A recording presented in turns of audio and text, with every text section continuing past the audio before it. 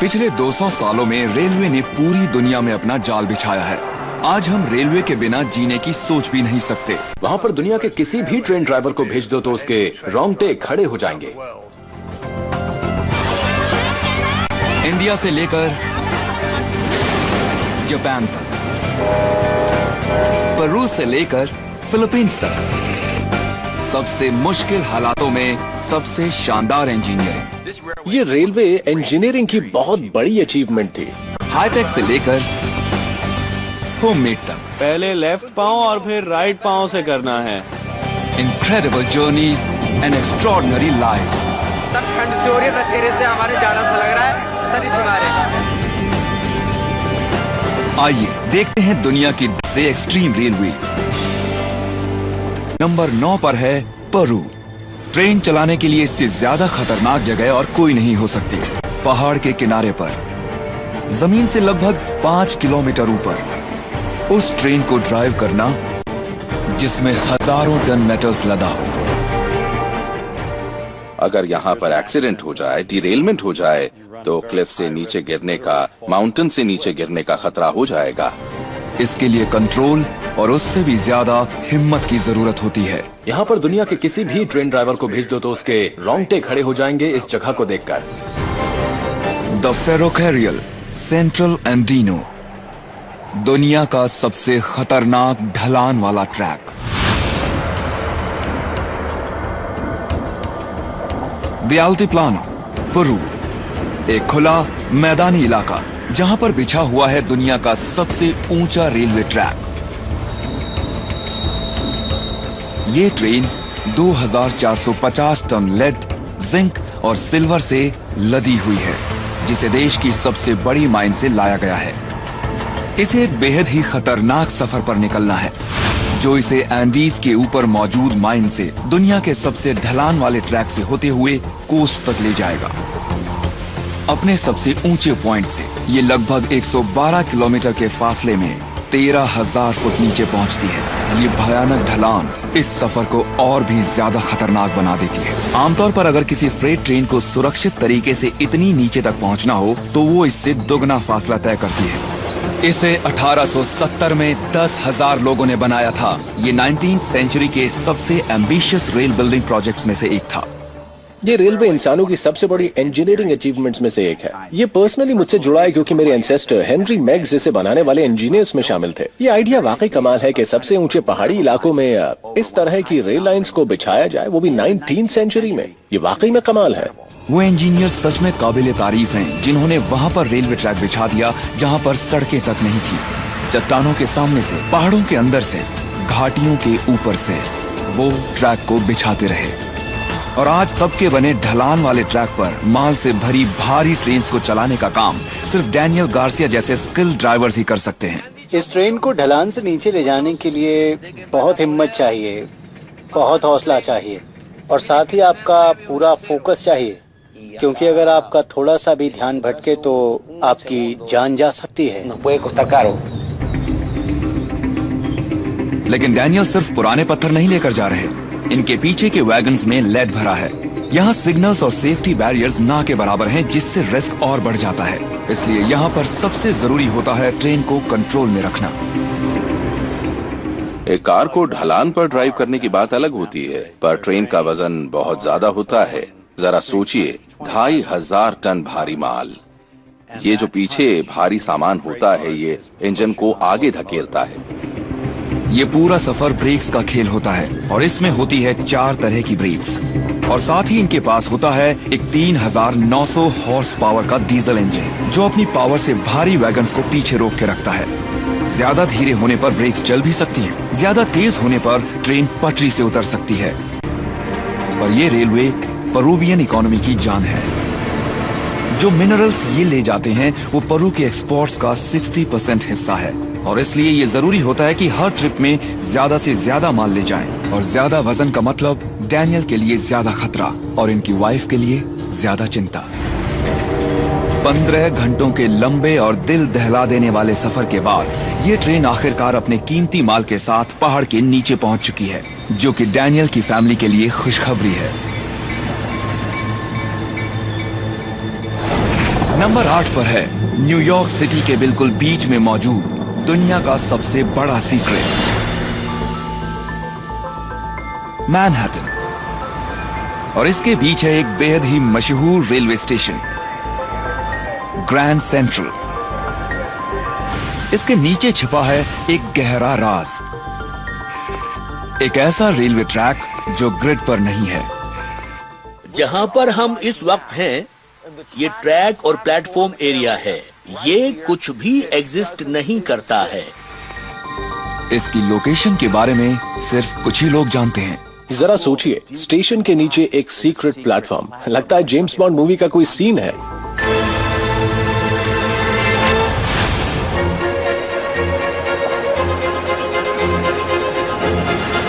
यह दुनिया का सबसे बड़ा रेलवे स्टेशन है।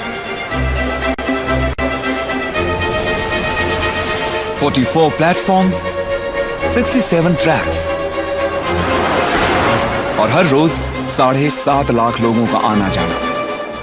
Grand central terminal busiest railway station में से एक है, सिर्फ यूनाइटेड स्टेट्स में ही नहीं बल्कि पूरी दुनिया में। रूट काफी बिजी है, थोड़ा अलर्ट रहें। ये हमारा कमांड सेंटर है, यहाँ सब कुछ कंट्रोल होता है। आप मानेंगे नहीं, हम हर 54 सेकंड में प्लेटफॉर्म से एक ट्रेन चलाते हैं। 2 मिनट और। आपकी ट्रेन 11:04 पर 108 ट्रैक स्टैमफोर्ड लाइन पर आएगी। इंफॉर्मेशन डेस्क पर स्टाफ हर 1 घंटे में 1000 सवालों के जवाब देता है। बहुत काम होता है पर हमें अच्छा लगता है। We love what we do। चलिए अब हम चलते हैं नंबर 7 के लिए, Asia, Thailand, the world's strangest.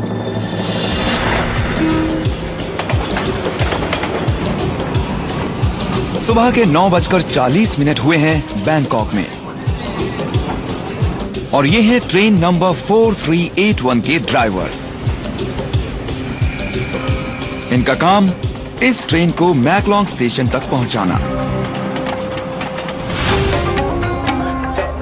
बहरहाल मैकलॉन्ग में लोकल मार्केट अपने पूरे शबाब पर है। जिरत सिसोकॉन ने खरीदा है थोड़ा सी फूड, जिसके लिए ये मार्केट फेमस है। पास ही में वोनिडा पिंटोंग भी अपने काम में लगी हुई हैं। बहुत से लोग यहाँ ताजी सब्जियां, मसाले और फल खरीदने आते हैं। ये एक टिपिकल थाई मार्केट लगती है, पर यहाँ एक प्रॉब्लम है कि ये मार्केट रेलवे ट्रैक पर है और सिर्फ 5 मिनट में गुजरने वाली है इस ट्रैक पर ट्रेन नंबर 4381 और वो ठीक उस जगह से गुजरेगी जहाँ पर खरीदारी कर रही हैं जिरत और वोनिडा। ऐसा पागलपन मैंने पूरी दुनिया में कहीं नहीं देखा। लोगों से भरे बाजार की तरफ बढ़ती हुई एक ट्रेन, न जाने अब क्या होगा। मैकलॉन्ग मार्केट के दुकानदार यहाँ से हटने को बिल्कुल तैयार नहीं, क्योंकि इन्हें यहाँ पर बहुत वक्त हो चुका है। मेरी फैमिली यहाँ सबसे पहले आई थी, उसके बाद ये दुकान शुरू की मेरे डैड ने, और अब मैं संभाल रहा हूँ। ये मार्केट 30 साल पुराना है, मैं भी तभी से सामान बेच रही हूँ। पर रेलवे यहाँ पर उससे भी पहले से है। रेलवे को तो 100 साल से भी ज्यादा हो गए यहाँ पर। ट्रेन नंबर 4381 पास आ रही है। सिर्फ 3 मिनट बचे हैं, लेकिन यहाँ किसी को कोई फर्क नहीं पड़ रहा। हमारा रोज का काम है, हमें टाइम मालूम है। और जब सिर्फ कुछ ही सेकंड्स रह जाते हैं, मार्केट के स्टॉल्स रेड सी की तरह एक दूसरे से दूर होने लगते हैं। ट्रैक एकदम साफ नजर आने लगता है और लोकल्स इसे टालाड ब्राउन पुप या the umbrella pull down market कहते हैं।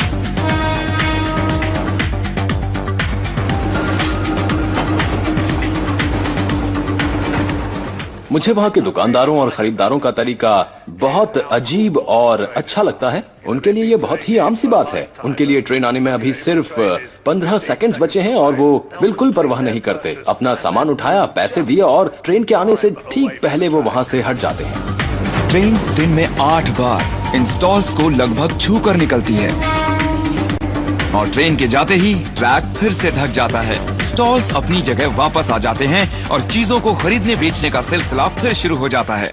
मैंने दुनिया में बहुत अजीब अजीब तरह की ट्रेन्स को देखा है, पर इस जगह की बात ही कुछ और है।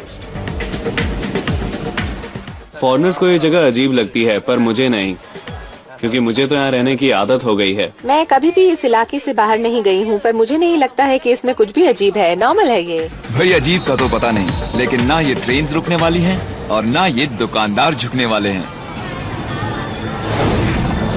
अब नंबर 6 के लिए हम दुनिया की सबसे भरी हुई ट्रेन में चढ़ने के लिए इंडिया जा रहे हैं।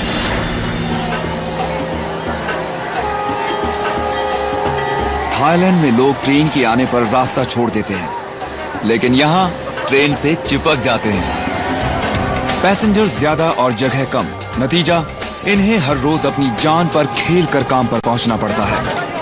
इंडिया की ट्रेन में इतनी भीड़ होती है कि आप सोच भी नहीं सकते। लोग छोटी से छोटी चीज को पकड़कर लटक जाते हैं, छत पर चढ़ जाते हैं। अजीब सा नजारा होता है।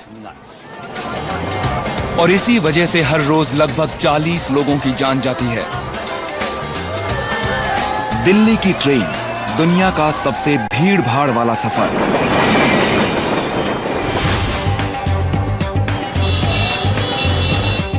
दिल्ली सुबह के 8 बजे है। ये दुनिया के सबसे भीड़ वाले शहरों में से एक है और सभी को अपने काम पर पहुंचने की जल्दी है। यहां से 25 किलोमीटर की दूरी पर है नोली। गहरी धुंध का मतलब होता है ट्रेन की आने में देरी, और इस वजह से प्लेटफॉर्म पर हजारों की तादाद में पैसेंजर्स इकट्ठे हो जाते हैं। कविता कुमारी को यहां से ट्रेन पकड़ते हुए 10 साल हो चुके हैं। क्लास आई हूँ, कंपनी जाती हूँ, सादरा विश्वासनगर में मैन स्विच की फैक्ट्री, उसमें काम करती हूँ। हफ्ते में 6 दिन इन्हें यहाँ अपनी हिम्मत दिखानी पड़ती है, क्योंकि दिल्ली में प्लेटफॉर्म्स पर भी खतरा होता है। कभी कभी तो पैर में चोट लग जाती है, हाथ मुड़ जाता है, कोई सर पे मार देता है, कोई ऐसा कर रही है, कोई ऐसा कर रही है, ए तू क्यों कर रही है ऐसा, कोई चुपटी मार रहा है। ऐसे करते करते फिर लड़ाई हो जाती है, लड़ाई होते फिर ऐसे। कुलदीप कुमार और इनके दोस्त रमेश को भी दिल्ली में अपने काम पर पहुंचना है। कुलदीप एक वायर फैक्ट्री में वाइंडर का काम करते हैं और रमेश का एक फ्रूट स्टॉल है। मतलब ट्रेन का जो रूट है वो सिर्फ 4 ट्रेनें चलती हैं इस रूट पे। वो 8 वाली है, एक 9 वाली है और एक एक्सप्रेस और एक 12 वाली है। तो सर ये जितने भी चारों ट्रेनें जाती हैं ये सब लोडेड होके जाती है सर, फुल। आखिरकार 1.5 घंटे की देरी के बाद एक ट्रेन आती है।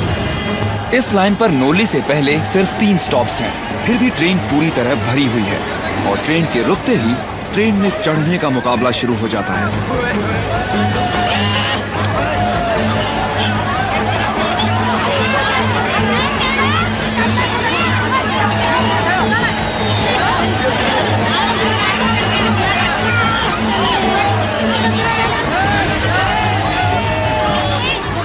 आखिरकार कविता ने राहत की सांस ली, क्योंकि वो लेडीज कोच में चढ़ने में कामयाब रही। जब भीड़ का फायदा उठाकर लेडीज के साथ बदतमीजी के बहुत सारे मामले सामने आने लगे, तो ट्रेन कंपनी ने इस तरह के कोचेस को तैयार किया। अब लेडीज तो जैसे तैसे लेडीज कोच में चढ़ जाती हैं, लेकिन कुलदीप और रमेश की मुश्किलों का क्या? इन्हें अपनाना होगा कोई और तरीका। ये कोशिश करेंगे ट्रेन की छत पर चढ़ने की,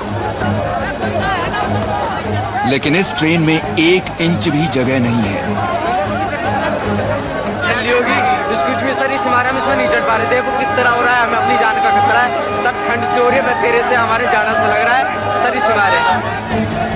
अब इनके पास अगली ट्रेन का इंतजार करने के सिवा और कोई चारा नहीं, क्योंकि किसी भी और तरीके से सफर करना बहुत महंगा पड़ता है। फिर अदरवाइज यहाँ से इसका रोज का पर डे जाना आना इसमें आदत पड़ गई, क्योंकि ऑटो वगैरह से जाते हैं। 6000 इनकी सैलरी है, मिनिमम 1500 रुपए ऑटो वगैरह में देंगे, तो ये खाएंगे क्या, बचाएंगे क्या, क्योंकि इन्हें अपने घर भी देना है, वहाँ भी इन्हें बहुत कुछ संभालना है। ट्रेन्स इस शहर की लाइफलाइन है। इंडिया में पैसेंजर ट्रेन की बहुत ज्यादा अहमियत है। इंडिया एक हाईली पॉपुलेटेड कंट्री है और अपने बेसिक ट्रांसपोर्ट के लिए अपने रेलवे नेटवर्क पर काफी डिपेंड करता है। ये ट्रेन्स लाखों लोगों को उनकी मंजिल तक पहुंचाती हैं, पर अब ये नेटवर्क अपने ब्रेकिंग पॉइंट पर पहुंच चुका है। बहुत सी जगहों पर अब भी पुराना सिस्टम लगा है और मुसाफिरों की संख्या हर साल बढ़ती जा रही है।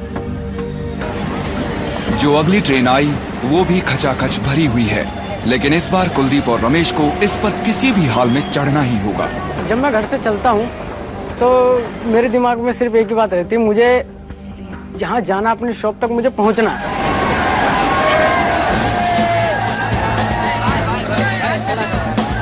इस बार इन्हें छत पर चढ़ने से कोई नहीं रोक पाएगा।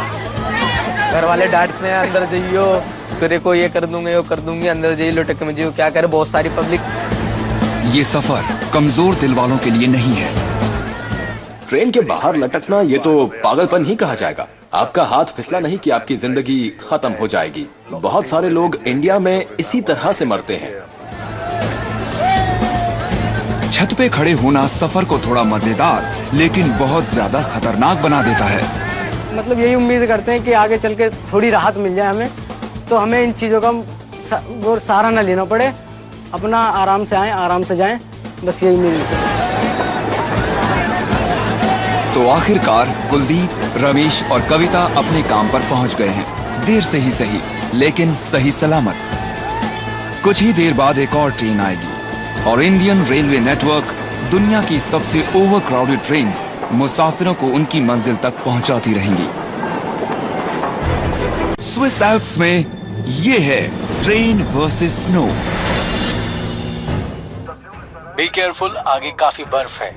यहाँ पर ट्रेन चलाने का मतलब होता है लगातार कुदरत से मुकाबला करना। पिछले 100 सालों में स्विस इंजीनियर्स ने ऐसी हैरत अंगेज मशीनें बनाई हैं जिनसे ट्रेन हर मौसम में चल पाती है। ये हैं उनकी सबसे नई बेमिसाल स्नो फाइटिंग ट्रेन्स। यूं समझिए कि आपके होम स्नो ब्लोअर को 100 गुना बड़ा कर दिया गया है। द बर्नीना लाइन, खतरनाक बर्फ का असरदार सोल्यूशन।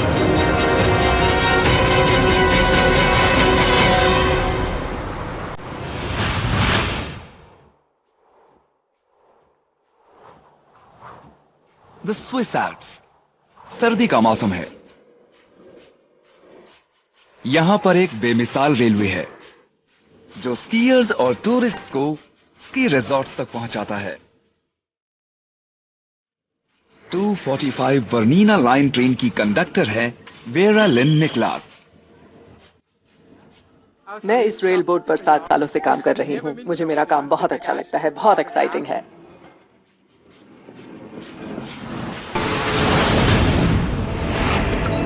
बर्नीना लाइन इटली के टिरानो से शुरू होती है और यूरोप के सबसे ऊंचे पहाड़ों तक जाती है। यहाँ पर सर्दियों में 700 मीटर से ऊपर जमीन पर बर्फ जम जाती है। ये लाइन 2250 मीटर की ऊंचाई तक पहुंचती है और सेंट मरिट्स के स्की रिजॉर्ट पर जाकर खत्म होती है। लोग यहाँ इस बर्फ के लिए ही आते हैं, पर ये वेरा लिन और इनकी ट्रेन के लिए मुसीबत है। हमें लगता है कि ट्रेन बर्फ को धकेलते हुए आगे बढ़ती होगी, पर ऐसा नहीं होता। बर्फ धीरे धीरे इंजन के आगे जमा होती जाती है और इतनी भारी हो जाती है कि फिर इंजन ट्रेन को आगे नहीं धकेल पाता और उस बर्फ को हटाना जरूरी होता है। ये जगह यूरोप का हाईएस्ट पास है और यूरोप के सबसे ज्यादा बर्फीले इलाकों में से एक है। पिछले 100 सालों से स्विस ने इस रेलवे को चला रखा है। टोक्यो, सुबह 7 बजे लाखों लोग शहर में आते हैं। दुनिया के इस सबसे बड़े शहर में ही दुनिया का सबसे बिजी रेलवे स्टेशन भी है। ट्रेन आती है। आप जापानीज ट्रेन को देखकर अपनी घड़ी सेट कर सकते हैं। अगर वो 5 सेकंड लेट हो तो हैरानी की बात होगी। ऐसा कभी नहीं होता। पर यहां भी एक प्रॉब्लम है। जब ट्रेन आती हैं तो वो पहले से ही भरी होती हैं। पर अगर आपको अपने ऑफिस टाइम पर पहुंचना है तो भाई चढ़ना तो पड़ेगा ही। इससे कोई फायदा नहीं होता है अगर आप सोचते हैं कि इसे छोड़ देता हूं और अगली ट्रेन में चला जाऊंगा। अगली भी इस तरह से भरकर आने वाली है, मतलब कि कोई और तरीका ही नहीं है। अब यहाँ जितनी ट्रेन चल रही हैं, उससे ज्यादा नहीं चलाई जा सकती, तो जापानीज ने इसका एक एक्सट्रीम सोल्यूशन ढूंढा है, द ओशिया, जिन्हें द पुशर्स भी कहते हैं। यहाँ पर सबसे ज्यादा जरूरी होता है टाइम टेबल को फॉलो करना, और इसके लिए कुछ लोगों की हेल्प भी ली जाती है जिन्होंने व्हाइट ग्लव्स पहने होते हैं। वो पैसेंजर्स को धक्का देकर ट्रेन के अंदर डालते हैं ताकि डोर्स बंद हो सके और ट्रेन आगे बढ़ सके।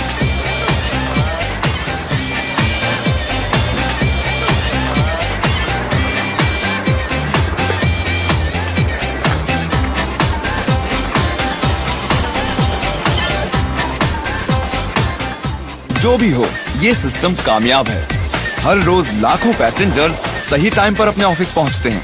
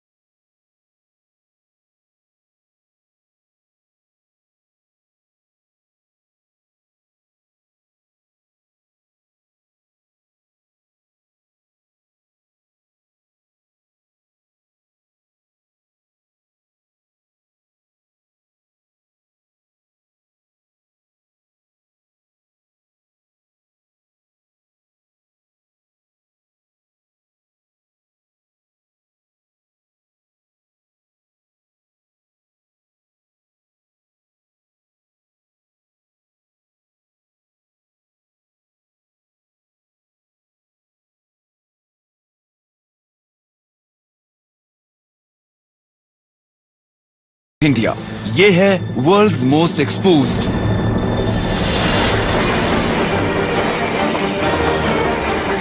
कुछ जगह ऐसी होती हैं जहां पर रेलवे ट्रैक्स बिछाना अच्छा आइडिया नहीं होता, जैसे कि लहरों से भरे समुद्र के बीच। ये सोचकर हैरानी होती है कि ये रेल ब्रिज अभी तक टिका कैसे हुआ है। इस रेल रोड ने इतनी ज्यादा मुसीबतें झेली हैं कि आप इसके बारे में सोच भी नहीं सकते। इस ट्रैक का सबसे खतरनाक दुश्मन है Indian ocean.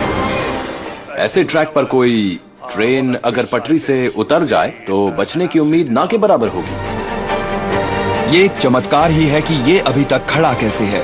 Pamban bridge, the world's most exposed railway.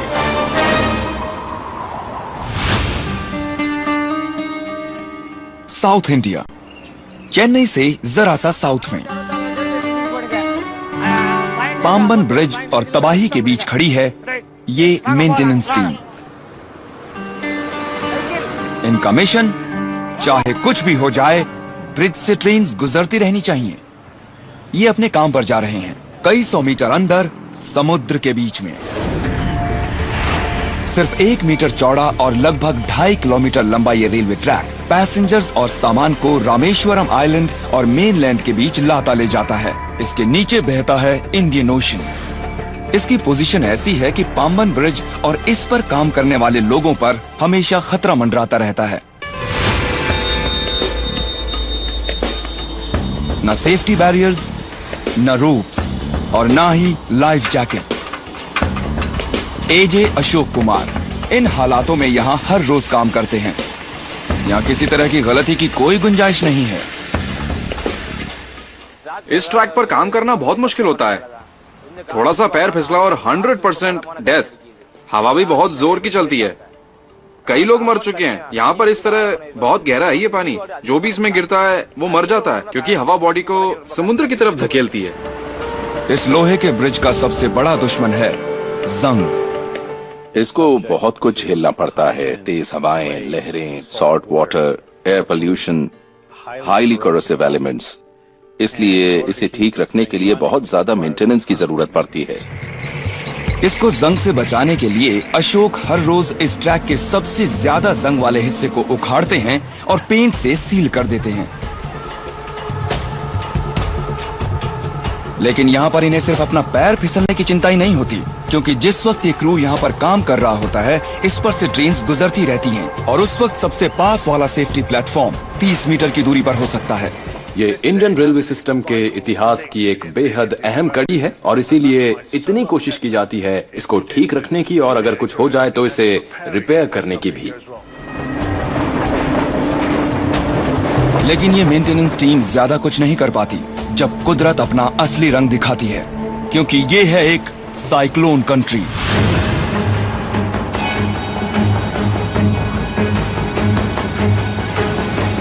और जब कोई साइक्लोन समुद्र में उठता है तो लोकल सिर्फ ये दुआ कर सकते हैं कि इस ब्रिज को कुछ न हो। एस कैलेसेल्वम को याद है कि 22 दिसंबर 1964 को क्या हुआ था जब एक साइक्लोन आया था। ये आधी रात की बात है, बहुत तेज हवा चलने लगी। सब लोग अपने अपने घरों में घुस गए और दरवाजे बंद करके अंदर ही बैठ गए। फिर अचानक घरों की छतें उड़ने लगी और पाम के पेड़ गिरने लगे और कुछ भी नहीं बचा। अगली सुबह गांव वाले ये देखने निकले कि कितना नुकसान हुआ है। सुबह 6 बजे जब सबने देखा क्या हुआ है तो साफ पता चल रहा था ब्रिज को बहुत ज्यादा नुकसान पहुंचा है। ब्रिज टूटकर समुद्र के पानी में गिरा हुआ था। सिर्फ पिलर ही साबुत बचे थे उसके, बाकी सब डूब गया था। ये ब्रिज जो 1914 से यहां था अब टूट चुका था। ये बात सच है कि बहुत से गांवों में भी भारी तबाही मची थी, पर इसके बावजूद सबसे पहले इस ब्रिज को बनाया गया। हैरानी की बात है कि सिर्फ 46 दिनों में पुराने ब्रिज के बचे हुए हिस्सों पर एक नया ब्रिज बना दिया गया। जिन्होंने ये ब्रिज बनाया था, आज उनकी नेक्स्ट जनरेशन इसकी देखभाल कर रही है। ये सच में काबिले तारीफ की बात है कि ये रेलवे अब भी इस्तेमाल होता है। ये एक सबूत है इस बात का कि जिन इंजीनियर्स ने इसे बनवाया था वो सच में कमाल के लोग थे, और जो इसे मेंटेन कर रहे हैं वो भी कुछ कम नहीं है। आज का दिन अच्छा रहा। कल ये फिर से यहाँ वापस आएंगे और अपने इस खतरनाक काम में जुट जाएंगे।